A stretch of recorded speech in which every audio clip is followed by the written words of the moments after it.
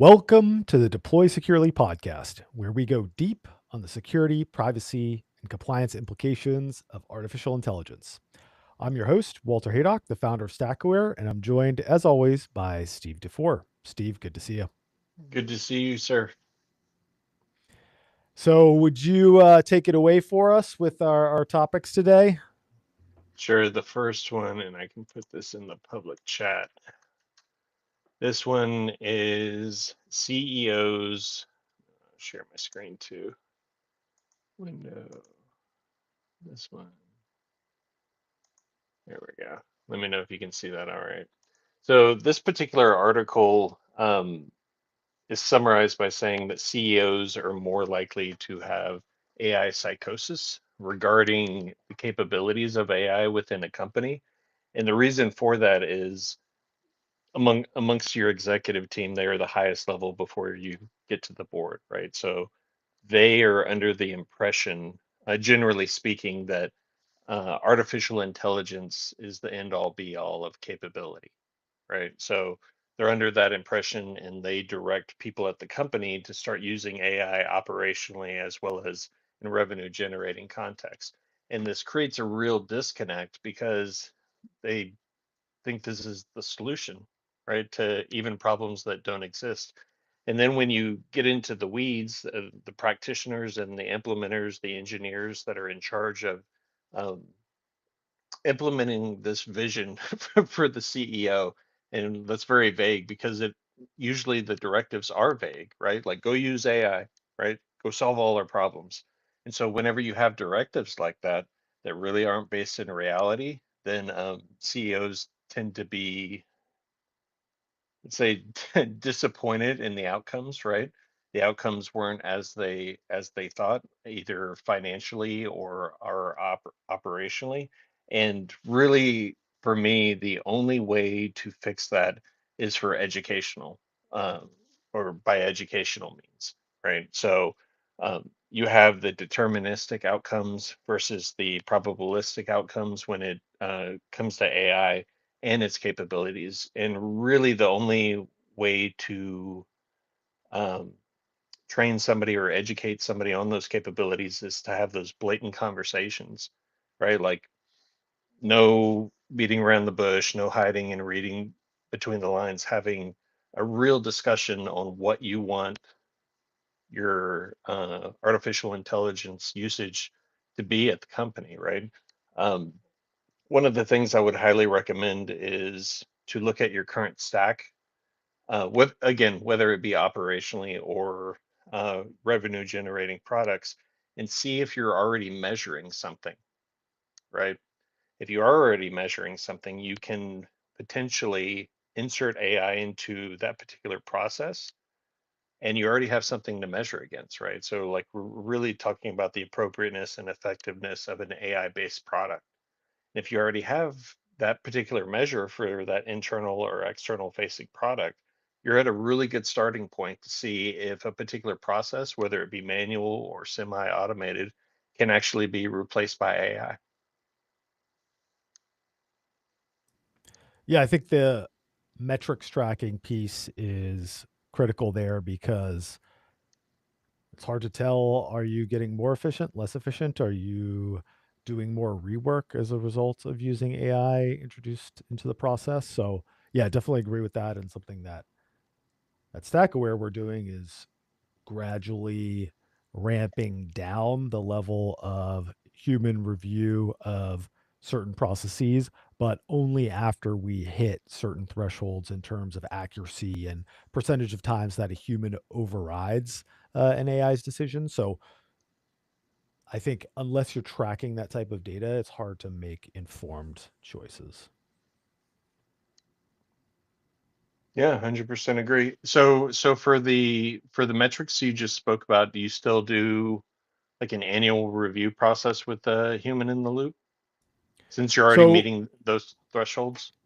yeah, so basically what we do is for essentially reviewing the reanalysis of information. So every time we make an observation, a risk, or something like that for the first time, it's always reviewed by a human. It's reviewed by a human 100% of the time. But to determine if there's been a change to that information, we so initially what we did was we would go to the website where the information came from, compare the hash. If the hash has not changed, then the information obviously has not changed. So then Yep. just mark it as updated. If the hash has changed, then send an agent out to see what has changed. And then previously we had been saying if an agent assesses that there was a change, 100% of the time a human would review that change. But if the agent assessed no change, we would sample 10% of those times to make sure that the agent hadn't wasn't wrong, that there was not a change. But we said that, assessing no change is less potentially damaging than incorrectly assessing a change. So, but now, we've gotten below we were tracking human override rates for the past couple months, and they were the target we set was no more than 25% of results would be overridden by a human, and we got below that. So now we're dropping down the sampling, to we'll sample 20% of the changed records, 10% of the unchanged records, and then see how we do. If the override rates creep up past 25%, then we'll increase the sampling again, tweak the prompt, look at things like that. So that's how we're doing it. Awesome. Yeah, sounds like you got a good process that adapts over time. Good for you, man. Yeah, part of our ISO 42001 AI management system. Yes. Something we're tracking as part of our clause 9.1 measurement and monitoring program, which will be audited next week for our surveillance audit. Oh, nice. Is this year two? This is this is our second surveillance audit, so we'll actually be up for recertification next year. Full And recertification. so yeah, it's complete yeah, so you're basically starting at year one again. Yeah. What's that process look like? Well, we could talk all day Yeah. about this one. This is a good time to Brief, talk about it. Good show. yeah, Good yeah, forum. briefly that year one certification that you did 2 years back, and then the Yeah. upcoming year one again recertification. Well, what's the difference between those two? Because we're talking about years gap between the recertification process. Yeah. So the initial certification has a stage one and stage two. Stage one is primarily focused on clauses 4 through 10. Stage two is focused on all the Annex A controls, and the auditors go through all the Annex A controls. For the surveillance audits, they do clauses 4 through 10, but then they look at the a sample of the Annex A controls. They pick Annex A.6, for example, responsible AI development is, they might look at that, or they might look at supplier management, or, external reporting, or things like that.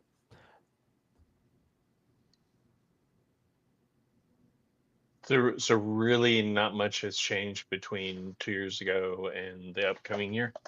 Well, the key thing is that they don't look at all the Annex A controls like they do in the first one. Gotcha. And for the NXA controls, like StackAware reviews all of them for applicability, just like all other clients do, right? And it's basically a yes no question, You have to review all the Annex A controls for applicability according to the standard.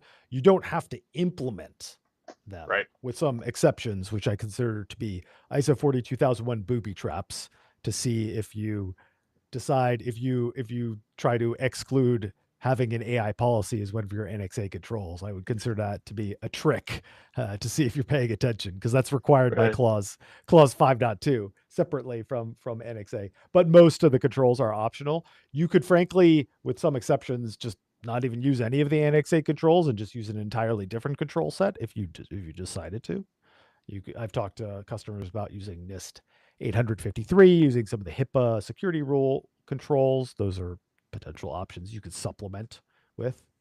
Yeah, I actually did not know that. I didn't know that NXA control list, and so I'm assuming like despite the standard 27,001, 27,002, 42,001, that list could be supplemented by other controls, is what you're Yeah, saying? yeah, definitely, Oh, definitely. how sweet is that? See, you learn something new every day. There you go. There you go. What's next on the list? Awesome. Yeah. So next up is, let me pull up my screen.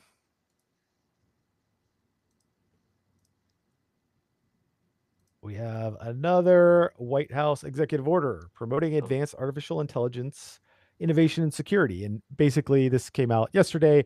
It is mostly a set of voluntary offers to the private sector, specifically to create doing two things. They're creating a AI cybersecurity clearinghouse in voluntary collaboration with the AI industry and operators of critical infrastructure to coordinate and deconflict scanning for vulnerabilities, patch them, coordinate remediation. I don't necessarily know why this needs a AI specific clearing house because we kind of already have this available. I mean, Stackware participates in the CISA cybersecurity hygiene program where they do external scanning of Stackware networks. Frankly, it's not super helpful, but it's free, so so we'll do it. Yeah, I think I'd say the issue of Mythos or Daybreak from OpenAI just accelerates this process for vulnerability identification or remediation. It's not like a whole separate problem, but you know, hey, federal government just loves creating new offices and things. And then even this administration likes doing it. So and then yeah, secure frontier model deployment. This is interesting because this creates like a classified benchmarking process to assess capabilities of AI models, and comes up with the term covered frontier model, and essentially develops a framework for these frontier model developers to come into the government and give them like a 30-day heads up ability to test these models before release to see if there are any earth-shattering cybersecurity capabilities, which I think it makes sense. It's good from the perspective of the companies. They'll probably want to participate in this if unless there are any like costs or anything like that associated, or any unless they incur any sort of liability. I wouldn't see why not. It's free testing, and then also it unfortunately puts them in the position of being able to say, well, the government didn't have any problems with us releasing this, so we're not culpable here if something goes wrong. So yeah, I expect. I know there are already efforts like this with the Department of Commerce. It's the Center for AI Security Initiative or something like that, CAISI. And yeah. then I think this is basically and there's also some text here which I thought was pretty amusing based on our previous conversation, which is nothing in this section shall be construed to authorize the creation of a mandatory governmental licensing, pre-clearance, or permitting requirement for the development, publication, blah blah blah of new AI models, which is basically just taking the whole FDA for AI and euthanizing it, which was I thought it was pretty interesting because last month we chatted. There was some talk about that. I think it was the director of the National Economic Council who put out that statement, and then people. I think David Sachs said that it was fake news. The FDA for AI was fake news, which and then I said the fake news is coming from inside the building if that's the case, because the director of the National Economic Council, I would consider to be a relatively senior official, and to be saying that on the record, I view that as administration policy. But apparently, it's not. The president says it's not. So here we are. Yeah, I wonder if this is I know it's probably like a month or two after the fact. Remember probably a month or two when Anthropic got booted out of Department of War and Yeah, then it got yeah. replaced by ChatGPT or OpenAI. I don't remember all the details of that, but this almost seems like because the clearinghouse is supposed to be created for testing and validation purposes for use within government offices, right? So Well, or not or it or not is it for not everybody? exclusively. It's for Okay, everybody. gotcha. Yeah, yeah. Very interesting the way this all plays out. Yeah. So I don't think it's too earth shattering, but something to note, something to keep in mind if you're a frontier model developer. And OpenAI always here to help if you need assistance building your AI governance program. What's next on our list? The Meta fiasco. Let's go find that. Oh, geez. Yeah, let me share my screen.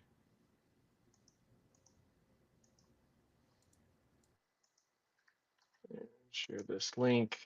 And I actually had a conversation earlier today with a VP of IT, just kind of chuckling about it because um, this is one of the cases where you definitely need to make sure that your process is solid, right? So the summary of this is there's a Meta AI support bot that goes in if you're having trouble like logging into your account, reset your password, or you lost access to your account. This AI bot can help you get it back. And there are certain levels of control, right, that the AI bot has. It can reset passwords. It can change email address on the back end, but it does so in the context of your typical user context. So, for example, if I tried to use the AI support bot and I was located, let's say, in China or North Africa or something like that, that is out of the norm, it would deny me. You're like, oh, like, obviously you're not who you say you are, because usually this user logs in from Texas or New Hampshire or whatever it happens to be, and you're definitely not it. Boom, chat support session ended. The workaround is the use of VPN, and I'm not spilling out any secrets or anything. It's actually stated in the article. So nefarious actors are using the capabilities of this AI bot to hijack high profile Instagram and Facebook accounts through very little effort on their part, other than the native capabilities of the AI bot in question. And so this isn't an AI bot that's just hanging around the internet. This is a Meta created and supported product on their end that was supposed to replace or enhance the people support on their staff. And uh, in my opinion, it's not good. Like it's really easy for me to sit here in Texas and be like, oh, Meta, like you could do better, right? It's very, very difficult, right? Like in a process where your AI bot has the capability of changing a password, has the ability to changing the email address associated with a particular account, right? It's giving a lot of power to this, in this case, autonomous entity, right? That's Yeah, I about would say I would say I don't think you should ever allow changing an email associated with an account via a non-deterministic system. I think that should just happen 0% of the time. Maybe a password reset, maybe, because if you that's relatively, low risk. Because if you just forgot your password, but you control the email with which the account is associated, that's fine. But exactly. not And changing the email. because from the meta side, there's no way for you to verify that the person you're talking to is actually the person who owns the account. You don't know if the person who actually owns the account owns that secondary email. Right. So it's like, um, yeah. So when you remember when you're starting your security program, A or not, you determine what you can actually control, and then you determine different levels of appropriateness throughout the life cycle and as you define processes. But and good news is once Meta was either notified of this particular capability and how it's being used in the wild to hijack accounts, or they just realized it themselves, they went ahead and patched it. By patch, I don't mean like, you know, zero point 0.7 like visible to me, but they fixed it. Well, that's good. That's good. I remember reading a while back that, the fact that Meta didn't have any support capability for Facebook and Instagram was like a major challenge for a lot of people. So I know people were buying Oculus VR goggles because you could get a support Oh, person if you yeah. bought if you bought Oculus VR goggles and it was associated with your Meta account, then somebody could help you out. But if you're just kind of a free user, then no way. Yeah, that actually makes a lot of sense. The Oculus device was like hundreds of dollars, right? It was like Yeah. $500 or something like that. Yeah, They it's should just sell a paid support plan. right, exactly. That's what I uh, was gonna say. Like I don't need the hardware, but I do need the yeah. support sometimes. Yeah. Um, but I Yeah. don't even have a Facebook or an Instagram account, so like this is me empathizing with the typical user base out there. You're welcome, Yeah. guys. Yeah. I do have an Instagram account where I'm told that my videos about AI governance are not appropriate for Instagram. Do not let them influence you. Continue posting. Fight the good fight. I'm the influencer. I'm the influencer, not That's them. right. All right. Should we talk Colorado SB 189? Yeah, I want to hear how that's going Yeah. since our last conversation. They Yeah. gutted it. So what's that? They gutted it again. Yeah. So basically, Colorado in 2024 passed this bill SB 205 that the governor signed while at the same time complaining about it. It was a very comprehensive bill. It was essentially modeled on the European Union AI Act, and it levied all these requirements on high risk artificial intelligence systems. And it had a very unfortunate path, and there were multiple attempts to amend it along the way. There was a bipartisan state task force that came out and said basically no one understands what any of this means. Like, this is going to be difficult to enforce. And then at the last minute before it was supposed to come online on June 1st uh, of, of this year, or June 30th, then XAI sued Colorado to block implementation, and the US Department of Justice joined that suit. And then a judge issued an injunction to block enforcement of it.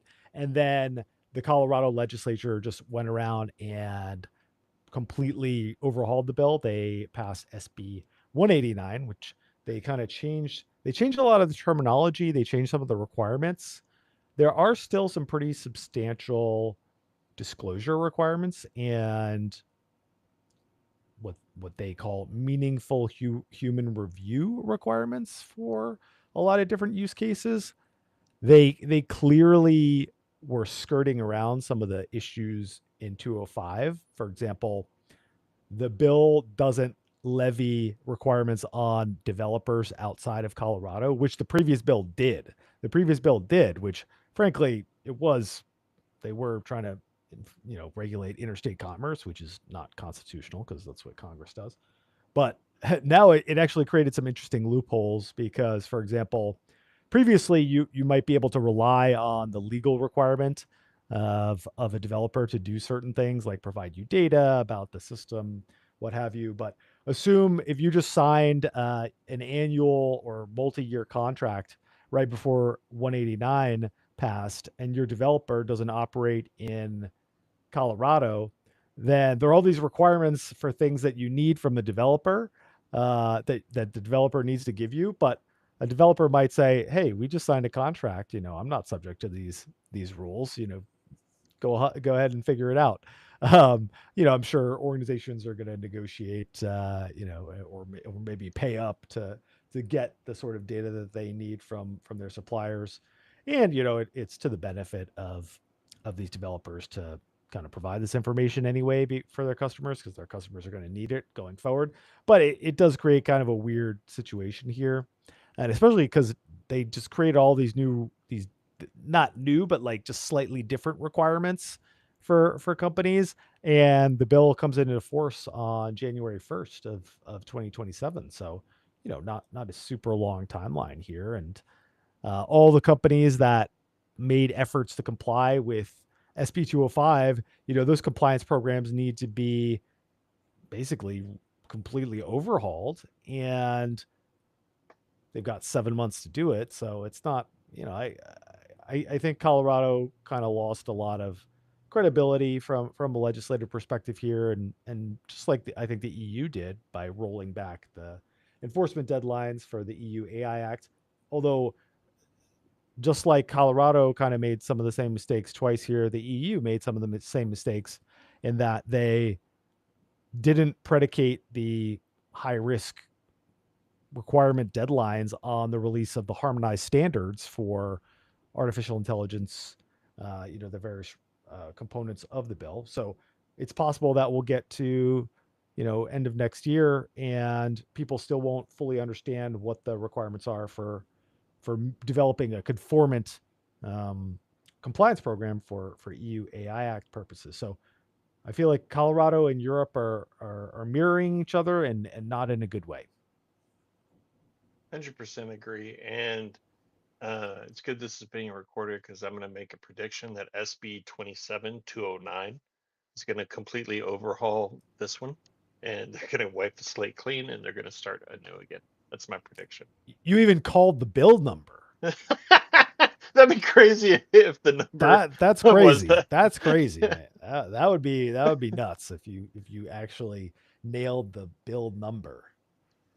uh, yeah, it's very interesting watching some of these bills pass through at the state level because some of the clauses and some of the wording is very nuanced and very particular, and some of it is not grounded in reality, right? So Yeah. like I'm wondering what it looks like from people are arguing on the Senate floor or whatever it happens to be, or you have the staffers behind the scenes talking with one another and like trying to inform these representatives of the government how things actually work. Because there's always that disconnect between technology and policy making, right?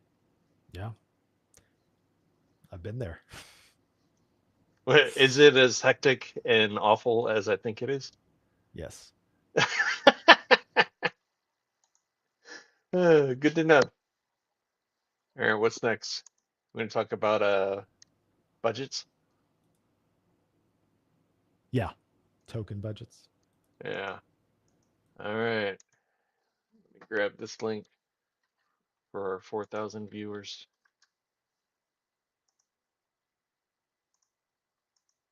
All right. So this one is unknown if it's actually true or not, but at the same time, I could see this being true at a much, not a $500 million bill, but maybe a few thousand. So the small businesses out there, even the medium-sized businesses out there, I could see this happening at some point, especially if you're like a pure engineering shop, where we have seen those headlines where some engineering company has a token leaderboard or something like that, where it shows the rankings. So Steve DeFore, like senior engineer, is #1 using 15 million tokens per week or whatever it happens to be, right?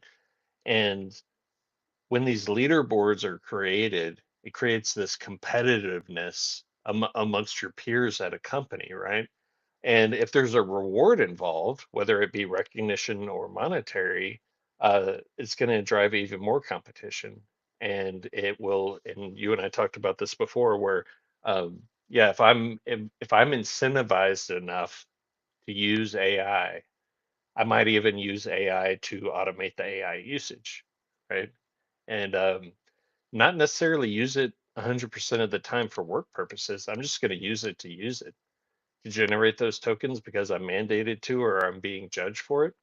And so, despite this article not necessarily being 100% accurate, it does uh, put at the forefront where AI usage is being pushed and budgets and cost are not being considered, right? So you get this enormous bill, and then you realize that this is a pay per use model, right?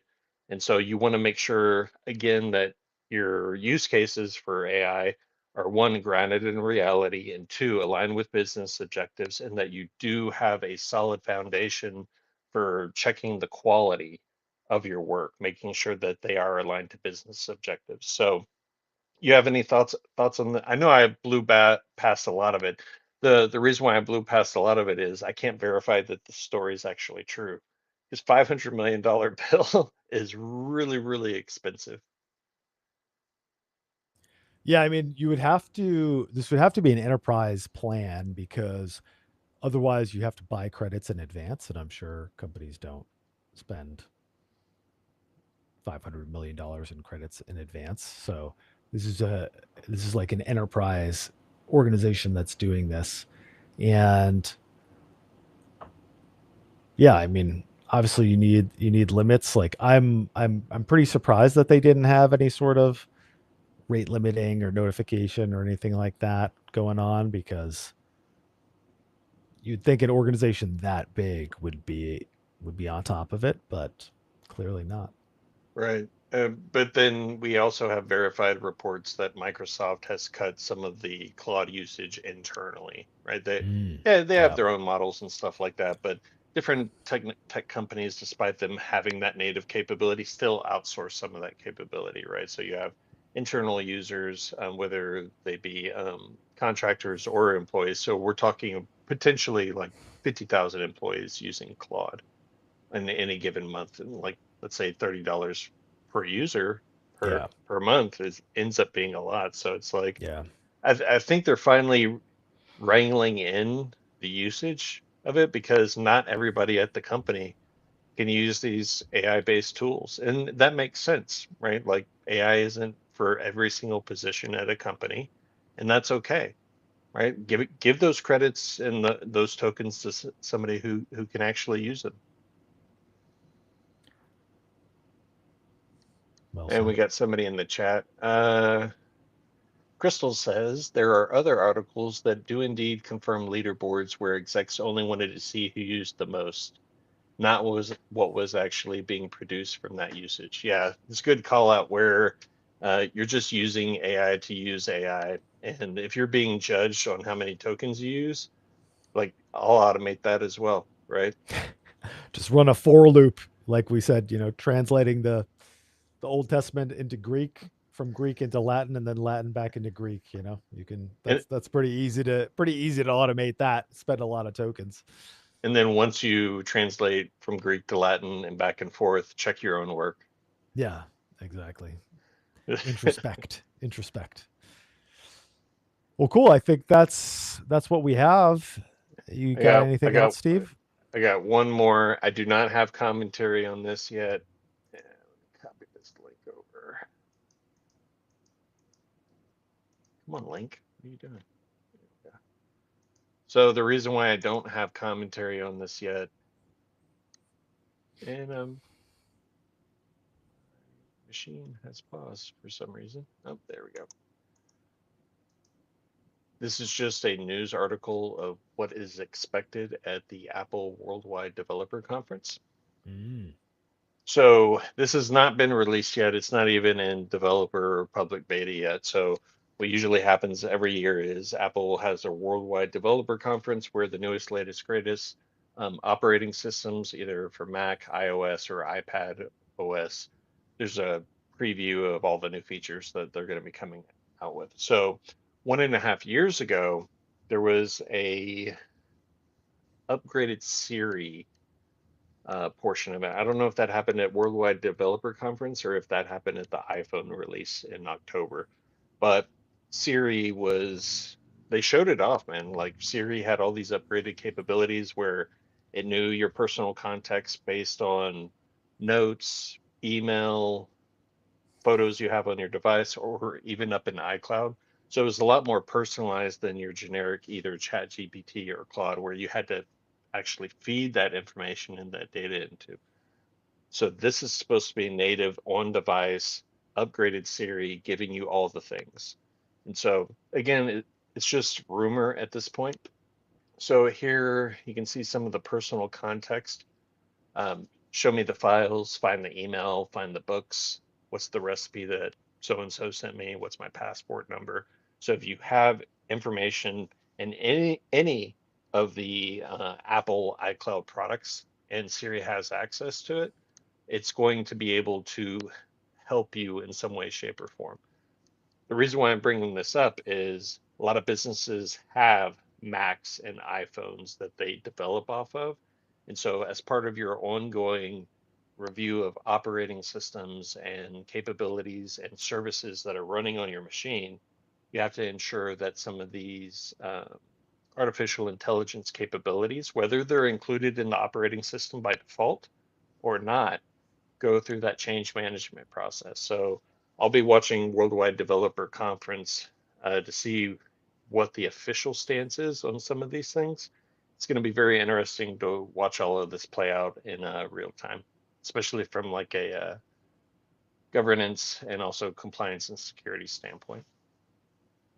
Yeah, definitely. I would be surprised if Apple were pulling data off the device to a third party service to do this processing.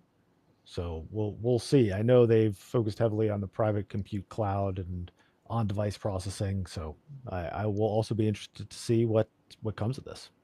Yep. Well, cool, man. Should we wrap up? I got one question for you. Yeah, So you and I started working together probably 3 years ago, yeah, something like that. yeah. And I would say that the AI landscape and education and operations and like you name it, it's changed since the very beginning, right? A lot of people didn't know what this thing was when ChatGPT was first released because that was artificial intelligence was already a thing, especially to data engineers, right? And especially to some of the larger corporations such as the Microsofts and the Googles. ChatGPT was released and introduced a nice interface for some of these artificial intelligence capabilities where the CEOs, right, like, oh, this is kind of cool. This is a very neat piece of software and introduced publicly to everybody so everybody can use it and take advantage of it. Um, Comparing 3 years ago or roundabout to today, have you seen anything new as far as governance, capabilities, education? Because you and I have been talking about this for so long. I almost think we should like go back to some of our recordings and scripts and almost do like a self-reflection, maybe from an industry standpoint. Yeah, I feel like governance and security has probably not evolved that much in 3 years, but the capabilities have certainly. I mean, the agentic systems that can take actions have become way more widespread and common, and I think those will have a huge impact. They already have and will continue to have massive impacts, and that's something 3 years ago we didn't have. You know, autonomous systems in the digital realm were few and far between. We had self-driving cars and things like that, which haven't quite taken off yet. I would have thought that they would have been bigger by now as well. But I think in the digital sphere, autonomous agents, autonomous coding workflows have really exploded in the past couple of years. Yeah, 100% agree with you there. I'd be very interested in, yeah, maybe we should like have a giant party and invite all the StackAware's previous clients, and we'll just discuss AI on a recorded podcast or something like Hey, that. offers always open to do a podcast with any Stack Aware clients out there. There you go. Yeah, that was really it for me. Thanks for the Awesome. Q&A at the end. Yeah, yeah, yeah. Always appreciate the opportunity to chat. And to our audience, until next time, this has been the Deploy Securely podcast. Thanks for tuning in.